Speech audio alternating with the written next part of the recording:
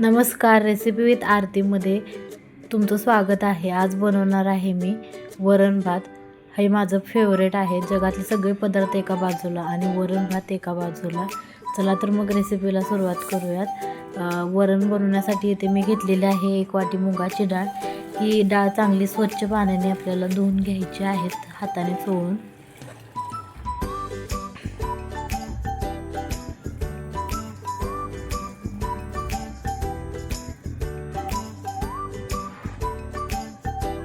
डाळ चांगली स्वच्छ धुतली की मग त्यात आपल्याला डाळ शिजवण्यासाठी पाणी घ्यायचं आहे।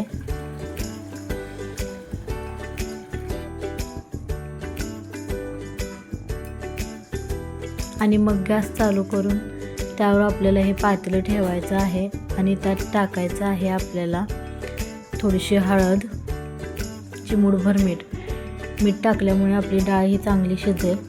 आणि इथे मी एक मीडियम साईजचा बारीक चिरलेला टोमॅटो घेतलेला आहे। आता आपल्या डाळीला चांगली उकळी आलेली आहे। गॅस बारीक करून ही डाळ आपल्याला बारीक गॅसवर शिजवायची आहे।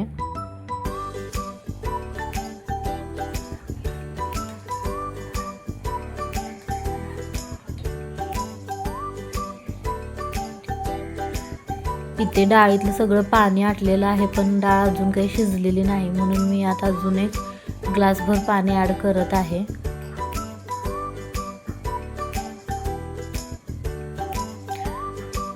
आता आपली डाळ शिजत आलेली आहे।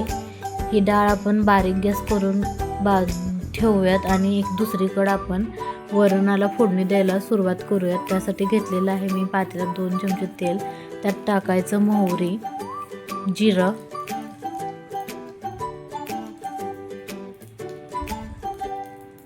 तीन ते 4 तोडलेल्या मिरच्या। ह्या मिरच्या देठासकटच घ्यायच्या आणि कढीपत्ता ह्यात तोडून टाकायचा, त्याने चांगली चव येईल।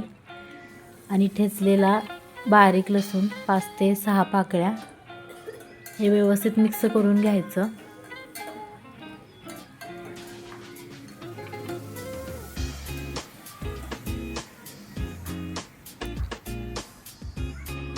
आता आपल्याला टाकायची आहे थोडीशी हळद, जास्त नाही टाकायची कारण आपण डाळीत पण टाकलेली होती।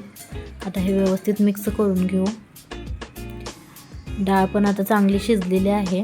गॅस बंद करून ही गरम गरम डाळ आपण फोडणीत टाकून घेऊयात। डाळ ही गरम गरमच घ्यायची, त्यामुळे वरणाला चांगली चव येते। आणि वरून टाकायचं थोडंसं चवीपुरतं मीठ। हे वरण जास्त आपल्याला घट्टही नाही ठेवायचं आणि पातळ पण नाही, मिडियमच ठेवायचं आहे।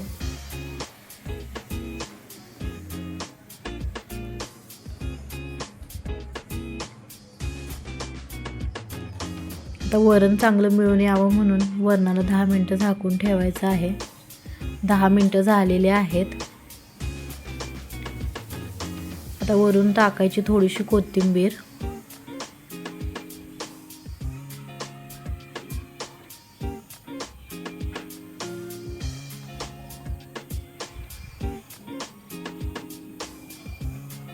आपलं वरण आता तयार झालेलं आहे। गॅस बंद करून घेऊयात।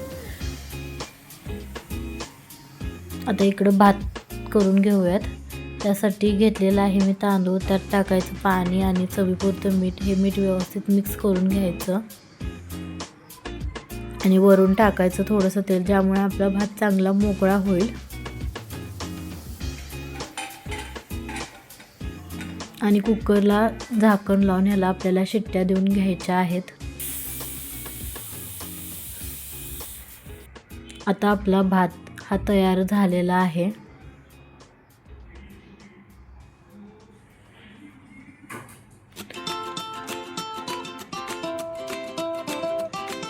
हा मस्त गरम गरम भात आणि वरण आपण प्लेटमध्ये सर्व करून घेऊयात।